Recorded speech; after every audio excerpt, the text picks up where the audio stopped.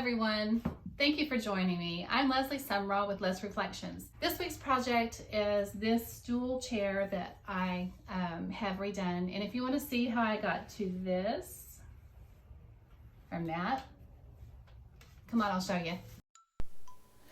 As with all my projects, I clean them thoroughly first, making sure I clean all over. And then I rinse with water. I wanted to sand the seat down, so I took it off using a screwdriver to take the screws from underneath.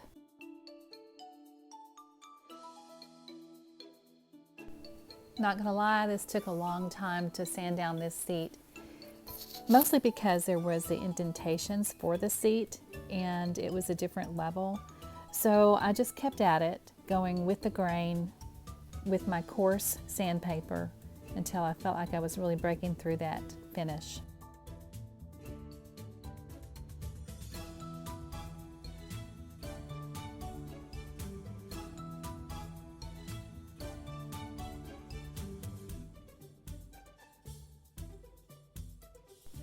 Here it is after I'd spent quite a bit of time using the sander. So I started trying to use the sanding block with the same grit, and that worked pretty well. I use a chip brush to wipe away the sawdust so that I can see the coloring of the wood and to tell whether or not I'm really getting to the raw wood.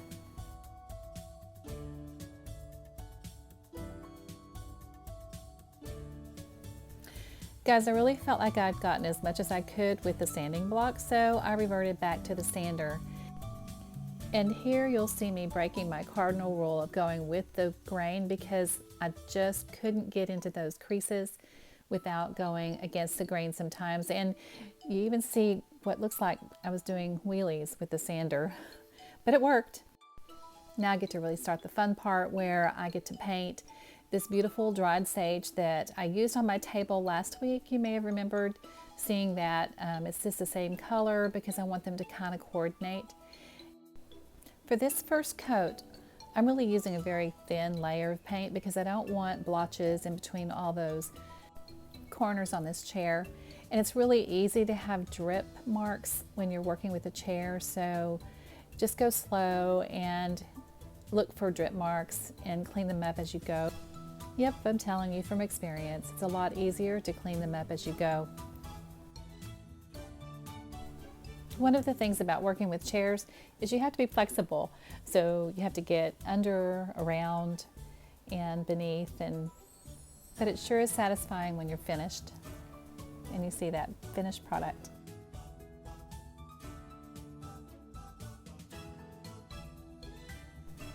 As I said earlier, I wanted this stool chair to kind of coordinate with the table I did last week. So I'm using that same herbal type stencil with the dried sage on the seat in two different places.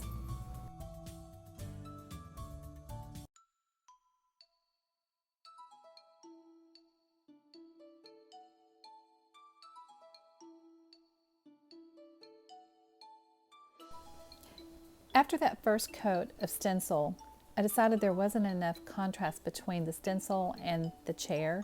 So I used a little bit of Dixie Belle's Moonshine Metallics in Still Magnolias to kind of bring that stencil out a bit.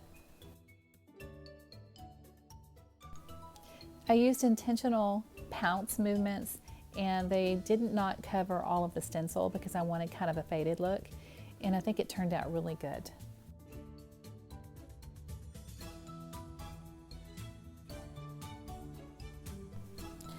Next, I used the satin top coat by Dixie Belle to protect the seat and the stencil. I first put it on with a sponge, and that really didn't give me the coverage that I wanted to this time. The dent marks really created some challenge. But you don't want to stop in the middle of putting top coat on because you can really end up ruining the finish. So I finished it out, got it as smooth as I could, and waited until I put on my second coat to use a brush.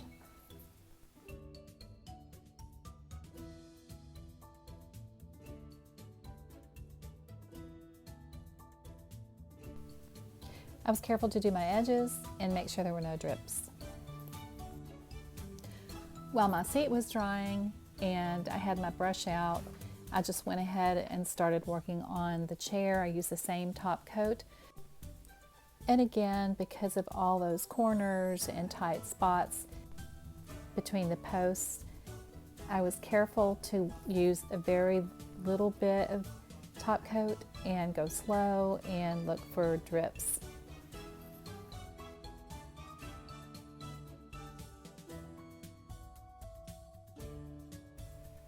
So here's my second coat of top coat for the seat, and it went on a lot more smoothly with the flexibility of the brush.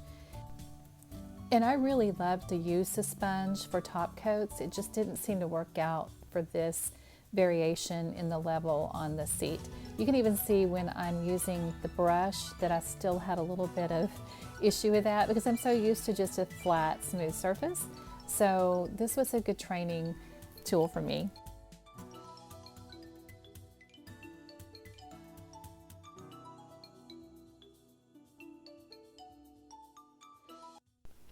And just as a reminder, here's what we started out with before and what we have now after less reflections.